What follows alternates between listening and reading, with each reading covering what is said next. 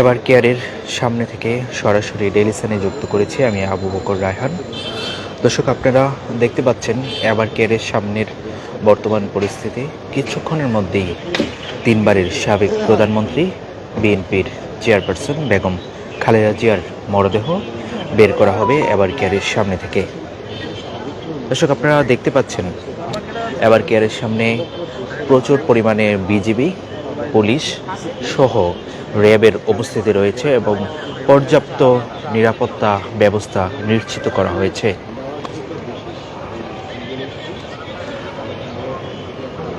যেমনটা বলছিলাম, বেগম খালেদা জিয়ার মরদেহ নেওয়ার জন্য বিশেষ একটি অ্যাম্বুলেন্স নিয়ে আসা হয়েছে, যেটি দিয়ে মরদেহ বহন করা হবে এবং সেই অ্যাম্বুলেন্সটিও আপনাদেরকে দেখানোর চেষ্টা করছি। কালো কাপড়ে মোড়ানো হয়েছে অ্যাম্বুলেন্সটি এবং তার পাশে পুলিশের পর্যাপ্ত নিরাপত্তা ব্যবস্থা রাখা হয়েছে।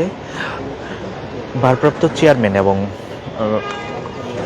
বিএনপির চেয়ারপারসনের যে নিরাপত্তা গার্ড, সিএসএফের সদস্যরাও এসে পৌঁছেছেন এবং যে কোনো মুহূর্তে আমরা নিশ্চিত হয়েছি সকাল 9টা থেকে 9:30টার মধ্যে হয়তোবা বেগম খালেদা জিয়ার মরদেহ এবার কেয়ার হাসপাতাল থেকে বের হবে এবং 300 ফিট সড়ক দিয়ে এবার কেয়ার হাসপাতাল হয়ে সেই মরদেহ বনানী রোড দিয়ে একদম সরাসরি গিয়ে যুক্ত হবে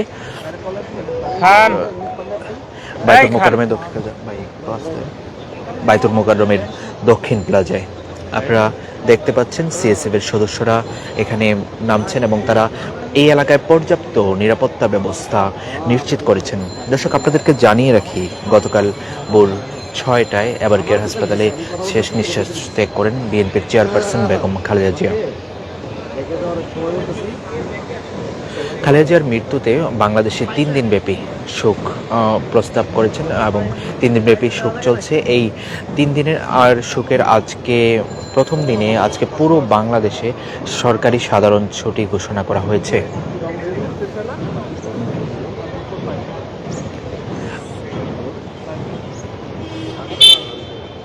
দর্শক, যেমনটা বলছিলাম, বাংলাদেশ জাতীয়তাবাদী দল বিএনপির পক্ষ থেকে বেগম খালেদা জিয়ার মৃত্যুর পর 7 দিনের নিরাপত্তা ব্যবস্থা 7 দিনের জন্য একটি বিএনপির পক্ষ থেকে 7 দিনের শোকের প্রস্তাব করা হয়েছে এবং সেই সাথে বিএনপির নয়াপল্টনের কার্যালয় এবং গুলশানের চেয়ারপারসনের কার্যালয়ে শোক বই রাখা হয়েছে। যে শোক বইয়ের মাধ্যমে যারা আসবেন বেগম খালেদা জিয়ার শোকে তারা এখানে শোক বইয়ে স্বাক্ষর করছেন এবং বিভিন্ন দেশের থেকে আগত এবং স্পিকার এবং পররাষ্ট্রমন্ত্রীরা এখানে শোক বইতে স্বাক্ষর করছেন। বাংলাদেশের বিভিন্ন উপদেষ্টারাও শোক বইতে স্বাক্ষর করেন। বিভিন্ন রাজনৈতিক দলের নেতারা বিএনপির গুলশানের চেয়ারপারসন কার্যালয়ে যে শোক বইতে স্বাক্ষর করেন।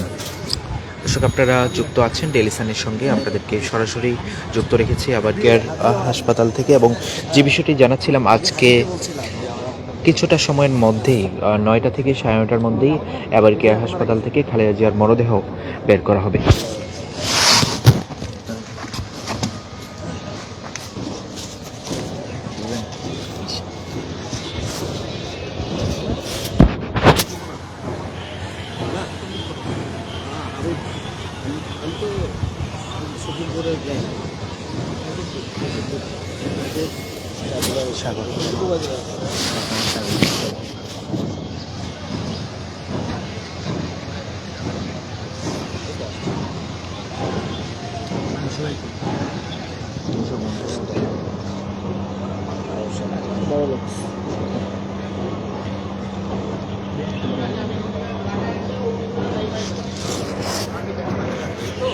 দর্শক, আপনারা যুক্ত আছেন এবার কেয়ার হাসপাতালের সামনে থেকে।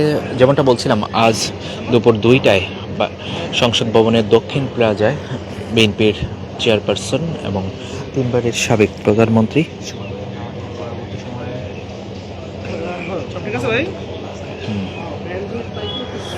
সংসদ ভবনের দক্ষিণ প্লাজায় বাদ জোহর তার নামাজে জানাজা অনুষ্ঠিত হবে।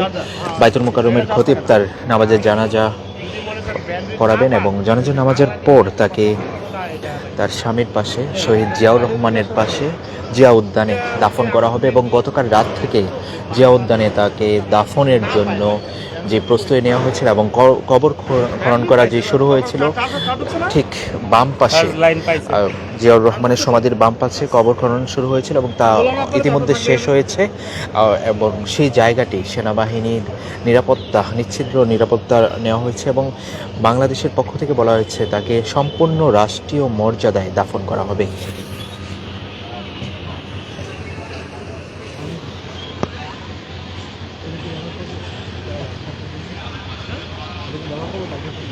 দর্শক আপনাদেরকে যদি একটু দেখাই আবার কেয়ারের সামনের সবশেষ পরিস্থিতি আপনারা দেখতে পাচ্ছেন র্যাব, বিজিবি, পুলিশ সহ সেনাবাহিনীর 4 স্তরের নিরাপত্তা রয়েছে এখানে, সেই সাথে এসএসএফ স্পেশাল সিকিউরিটি ফোর্স সহ বেগম খালেদা জিয়ার সিএসএফ সহ সবাই এই জায়গাটিতে নিরাপত্তার জন্য রয়েছেন এবং সম্পূর্ণ নিরাপত্তার ব্যবস্থা নিশ্ছিদ্র রাখা হয়েছে।